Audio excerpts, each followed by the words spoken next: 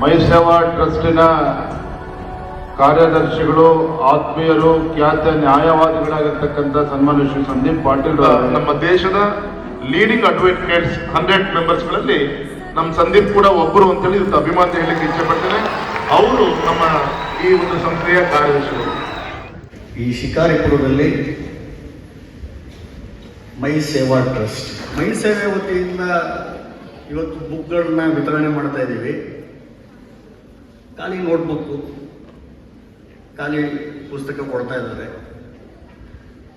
ಇದು ಖಾಲಿ ಕಾಗದ ಹಾಗೂ ಇಂಕಿನ ಸಮ್ಮಿಲನ ಆಗ್ತದೆ. This should become A canvas for your future.